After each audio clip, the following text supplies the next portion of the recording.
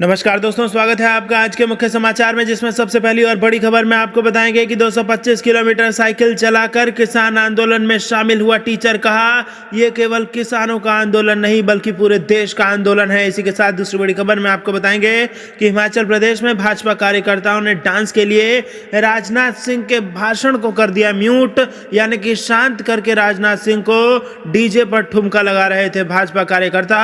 और तीसरी बड़ी खबर में जिक्र होगा कि पश्चिम बंगाल में 50 सीटों पर प्रत्याशी उतारने की तैयारी में जेडीयू बिहार मॉडल पर लगाएगी दांव। दोस्तों, हर एक खबर की गहराई में आपको ले जाएंगे, लेकिन उससे पहले अगर आपको भी ऐसा लगता है कि बंगाल चुनाव में भाजपा को बड़ा झटका लगने वाला है तो आप अभी इस वीडियो को लाइक कीजिए और इस लाल बटन को दबा के इस चैनल को फ्री में सब्सक्राइब करके घंटी बजाकर कमेंट में लिखिए जय हिंद। दोस्तों, रुक करते हैं तमाम बड़ी खबरों की तरफ। 225 किलोमीटर साइकिल चलाकर किसान आंदोलन में शामिल हुआ टीचर। कहा यह केवल किसानों का आंदोलन नहीं। जी हां दोस्तों, पिछले एक महीने कृषि कानून के विरोध में किसानों का आंदोलन जारी है। किसान नए कृषि कानूनों पर केंद्र के साथ गतिरोध के बीच किसान कपकपाती ठंड में सड़क पर खुले में प्रदर्शन कर रहे हैं। ऐसे में कई लोगों का मानना है कि सरकार को किसानों के आंदोलन को बहुत गंभीरता से लेना चाहिए, वार्ता होनी चाहिए। किसान आंदोलन को मजबूत करने के लिए दूर दूर से लोग आ रहे हैं। पंजाब के एक सरकारी स्कूल में पढ़ाने वाले अध्यापक मनोज कुमार किसान आंदोलन के समर्थन में साइकिल से 225 किलोमीटर का सफर तय कर दिल्ली के टिकरी बॉर्डर पहुंचे। उन्होंने बताया,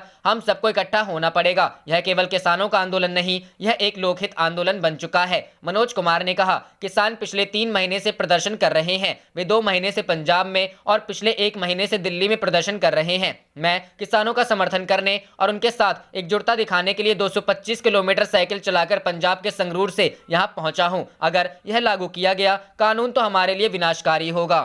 रुख करते हैं अगली खबर की तरफ। हिमाचल प्रदेश में बीजेपी कार्यकर्ताओं ने डांस के लिए राजनाथ सिंह के भाषण को किया म्यूट। जी हां दोस्तों, हिमाचल प्रदेश की जयराम ठाकुर के नेतृत्व वाली बीजेपी सरकार के इस हफ्ते 3 साल पूरे हो गए हैं। सरकार के 3 साल पूरे होने पर राज्य में बीजेपी कार्यकर्ताओं ने जश्न मनाया। हिमाचल के सोलन में भी कार्यक्रम आयोजित किया गया था। कार्यक्रम में वीडियो कॉन्फ्रेंस के जरिए बीजेपी के वरिष्ठ नेता और रक्षा मंत्री राजनाथ सिंह का विशेष संबोधन हो रहा था। इस दौरान बीजेपी कार्यकर्ता डांस करने लगे। उस वक्त मुख्यमंत्री जयराम ठाकुर और हिमाचल बीजेपी के अध्यक्ष सुरेश कश्यप भी मौजूद रहे। यह कार्यक्रम सोलन के म्युनिसिपल कमेटी हॉल में आयोजित किया गया था। मोबाइल फोन से लिए गए वीडियो में महिलाओं और पुरुषों का एक समूह पारंपरिक लोक नृत्य नट्टी पर नाचते हुए दिखाई पड़ रहे थे।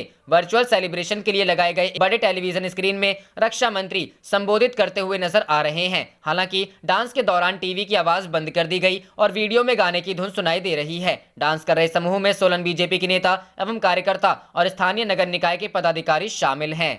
रुख करते हैं अगली खबर की तरफ। पश्चिम बंगाल में 50 सीटों पर प्रत्याशी उतारने की तैयारी में जेडीयू बिहार मॉडल पर लगाएगी दांव। जी हां दोस्तों, पश्चिम बंगाल के विधानसभा चुनाव में जेडीयू लगभग 50 सीटों पर अपनी ताकत आजमाएगा। पार्टी ने सीटों की संख्या को लेकर मोटे तौर पर यह मन बनाया है। आखिरी तौर पर जेडीयू के राष्ट्रीय अध्यक्ष आरसीपी सिंह को यह फैसला लेना है कि पश्चिम बंगाल में कितनी सीटों पर पार्टी अपनी ताकत आजमाएगी। बिहारी वोटरों वाले क्षेत्र में जेडीयू उतारेगा प्रत्याशी। जेडीयू के राष्ट्रीय महासचिव केसी त्यागी का कहना है कि वह कोई बदले की भावना के साथ पश्चिम बंगाल के चुनाव मैदान में नहीं जा रही। पार्टी अपने विस्तार की योजना के तहत पश्चिम बंगाल में चुनाव लड़ेगी। जेडीयू सूत्रों से मिली जानकारी के अनुसार पश्चिम बंगाल जेडीयू की प्रदेश इकाई से यह रिपोर्ट मंगाई गई है कि वहां किन किन क्षेत्रों में पार्टी को अपना प्रत्याशी देना चाहिए। विशेष रूप से उन क्षेत्रों पर पार्टी अपने को केंद्रित करेगी जहां बिहारी वोटर और खासकर पूर्वांचल के वोटरों की संख्या अधिक है। इस क्रम में हावड़ा, वर्धमान और पश्चिम बंगाल के औद्योगिक शहरों को केंद्रित किया जा रहा है।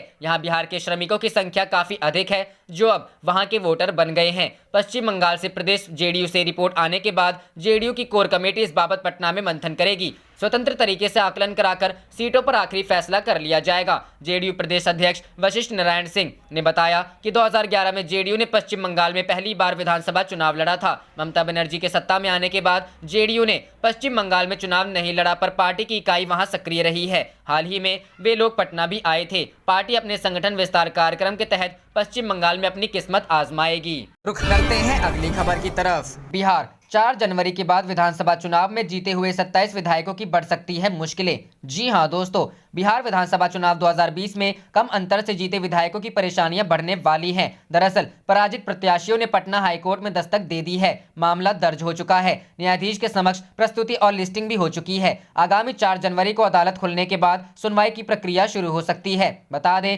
कि मुकदमा दर्ज कराने वाले 8 प्रत्याशी राजद के हैं, जबकि 6 प्रत्याशी कांग्रेस के हैं। वहीं 5 निर्दलीयों को भी विधायकों की जीत पर आपत्ति है। इसके अलावा सत्ता पक्ष के भी 5 प्रत्याशियों ने चुनाव आयोग के फैसले पर सवाल उठाया है, जिनमें 3 जेडीयू के प्रत्याशी हैं, जबकि भाजपा के 2 हैं। माकपा और बसपा के भी एक प्रत्याशी हैं। 2 प्रत्याशियों ने चुनाव आयोग को ही पार्टी बनाया है। इन्हीं में से एक मामला विधान परिषद का भी है। टिकरी के कांग्रेस प्रत्याशी सुमंत कुमार का आरोप है कि रिटर्निंग अफसरों ने पक्षपात करके जीतने के बाद भी हारा हुआ घोषित कर दिया है। बता दें कि जिन विधायकों की मुश्किलें बढ़ने वाली हैं, उनमें 9 विधायक जेडीयू के हैं, जबकि भाजपा के 6 विधायक हैं। राजद के भी 7 विधायक हैं, जिन्हें हारे हुए प्रत्याशियों ने अपने निशाने पर ले रखा है। कांग्रेस, माले, हिंदुस्तानी आवाम मोर्चा और लोजपा के एक विधायक के विरुद्ध भी मामला दर्ज है। वहीं भाजपा के विधान परिषद नवल किशोर यादव की जीत को भी निर्दलीय प्रत्याशी अवधेश कुमार सिन्हा ने चुनौती दी है। हाईकोर्ट अधिवक्ता शशि भूषण मंगलम ने बताया कि नियमों के अनुसार चुनावी नतीजों के सामने आने के बाद से 45 दिनों के अंदर कोई भी प्रत्याशी परिणाम को चुनौती दे सकता है। इसी कड़ी में हारे हुए 29 प्रत्याशियों ने मतगणना में गड़बड़ी एवं अन्य आरोपों में 27 विधायकों के खिलाफ 24 दिसंबर तक अलग अलग तारीखों में मुकदमा दर्ज कराया है। रुख करते हैं अगली खबर की तरफ। मंत्री विजेंद्र यादव के निर्वाचन को चुनौती, पटना हाईकोर्ट में चुनाव परिणाम के खिलाफ याचिका। जी हां दोस्तों, नीतीश कैबिनेट के मंत्री विजेंद्र प्रसाद यादव के निर्वाचन को पटना हाईकोर्ट में चुनौती दी गई है। विधानसभा चुनाव में सुपौल विधानसभा सीट से निर्दलीय उम्मीदवार रहे अनिल कुमार सिंह ने चुनौती दी है। हाईकोर्ट में दायर की गई याचिका में कहा गया है कि विजेंद्र प्रसाद यादव ने अपने नामांकन पत्र में जानकारी छुपाई है। शिकायत के बाद अधिकारी ने नहीं की कार्रवाई। सुपौल विधानसभा सीट से निर्दलीय प्रत्याशी अनिल सिंह में स्क्रूटनी के दौरान विजेंद्र यादव के नामांकन पर आपत्ति दर्ज कराया था, लेकिन उनका आरोप है कि निर्वाचित पदाधिकारी सह अनुमंडल पदाधिकारी सुपौल ने इस पर उचित निर्णय लेते हुए आदेश नहीं दिया। अनिल कुमार सिंह ने आरटीआई के जरिए विजेंद्र प्रसाद यादव के नामांकन पत्र समेत सभी चुनाव संबंधी अभिलेख निर्वाचित पदाधिकारी से प्राप्त किया है और उसी के आधार पर हाईकोर्ट में याचिका दायर की है। लाखों रुपए हैं बकाया। प्रत्याशी की तरफ से हाईकोर्ट में जो याचिका दायर की गई है, उसमें आरोप लगाया गया है कि विजेंद्र प्रसाद यादव द्वारा निहित वैध जमानत की राशि जमा नहीं की गई, सबमिट प्रपत्र में शपथ पत्र भी नहीं भरा गया और साथ ही साथ शपथ पत्र में अर्जित संपत्ति पत्र देनदार का पूर्ण विवरण अंकित नहीं किया गया है। एक गैर सरकारी संस्था का अस्थायी सदस्य होने के बावजूद उनके द्वारा इसकी जानकारी शपथ पत्र में नहीं दी गई है। गैर सरकारी संस्था पर सरकार का लाखों रुपया बकाया है। विभाग के मंत्री का 5 लाख का बिजली बिल बकाया। इतना ही नहीं, याचिका में यह भी कहा गया है कि विजेंद्र प्रसाद यादव के पटना स्थित सरकारी आवास एक स्टैंड रोड में बिजली कनेक्शन का 5,61,316 बकाया है, जबकि विजेंद्र यादव ने नामांकन पत्र में बिजली का बकाया 0 बताया। इतना ही नहीं, अपराध के संबंध में जानकारी दिए जाने वाले कॉलम को भी खाली छोड़ दिया गया, जो बिहार लोक प्रतिनिधित्व अधिनियम 1951 का उल्लंघन है। अगर याचिका में लगाए गए आरोप सही पाए जाते हैं तो बिहार सरकार के वरिष्ठ मंत्री विजेंद्र प्रसाद यादव की मुसीबत बढ़ सकती है।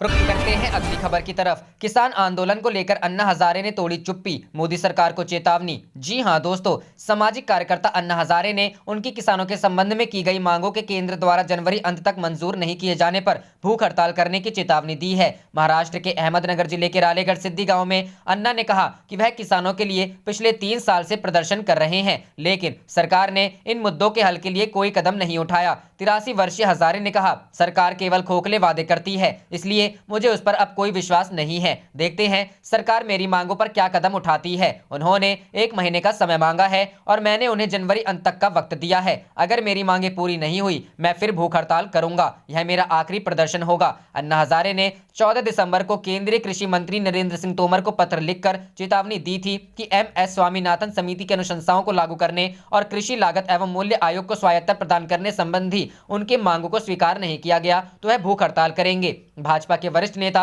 एवं महाराष्ट्र विधानसभा के पूर्व अध्यक्ष हरिभाऊ बागाड़े ने हाल ही में हजारे से मुलाकात भी की थी और उन्हें केंद्र द्वारा लाए गए 3 नए कृषि कानूनों के बारे में अवगत कराया था। हजारे ने केंद्र की मोदी सरकार द्वारा लाए गए 3 कृषि कानूनों को निरस्त करने की मांग को लेकर 8 दिसंबर को किसान संगठनों के भारत बंद के समर्थन में उपवास रखा था। गौरतलब है कि केंद्र सितंबर से पारित इन तीनों कृषि कानूनों को जहां कृषि क्षेत्र में बड़े सुधार के तौर पर पेश कर रही है, वहीं प्रदर्शनकारी किसानों ने आशंका जताई है कि नए कानूनों से MSP और मंडी व्यवस्था खत्म हो जाएगी और वे बड़े कॉरपोरेट पर निर्भर हो जाएंगे। किसान दिल्ली से लगी सीमाओं पर एक ही महीने में अधिक समय से इन कृषि कानूनों के खिलाफ प्रदर्शन कर रहे हैं।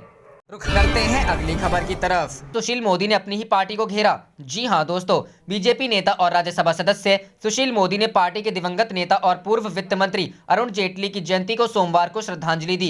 सुशील मोदी की श्रद्धांजलि के बाद बीजेपी के उनके सहयोगियों की आलोचना तेज हो सकती है। विपक्षी पार्टियां पहले से ही कृषि कानून को काला कानून बताकर सरकार पर निशाना साध रही हैं। बिहार के पूर्व डिप्टी सीएम सुशील मोदी ने कहा, अगर अरुण जेटली जिंदा होते तो किसानों का आंदोलन इतने लंबे समय तक नहीं चलता, वह कोई न कोई समाधान निकाल लेते। केंद्र के कृषि कानूनों के खिलाफ 26 नवंबर से दिल्ली बॉर्डर पर किसानों का प्रदर्शन चल रहा है। कृषि मंत्री नरेंद्र सिंह तोमर से किसानों की कई दौर की बैठक हो चुकी है, लेकिन अब तक कोई नतीजा नहीं निकल सका। सरकार किसानों को मनाने और कानूनों को लेकर गतिरोध समाप्त करने में नाकाम रही है। किसान अब भी कृषि कानूनों को रद्द करने की मांग पर अड़े हुए हैं। सुशील मोदी ने सोमवार सुबह कहा, मैं आश्वस्त हूं कि अरुण जेटली आज जीवित होते तो किसान जिस तरह की समस्याओं का सामना कर रहे हैं, इसको लेकर आंदोलन चल रहा है, वह निश्चित रूप से इसके लिए समाधान तलाश लेते। बिहार में बीजेपी के कद्दावर नेता सुशील मोदी को केंद्र में बुलाने की तैयारी चल रही है। बीजेपी सूत्रों का कहना है कि सुशील मोदी को प्रधानमंत्री नरेंद्र मोदी की सरकार में मंत्री बनाया जा सकता है।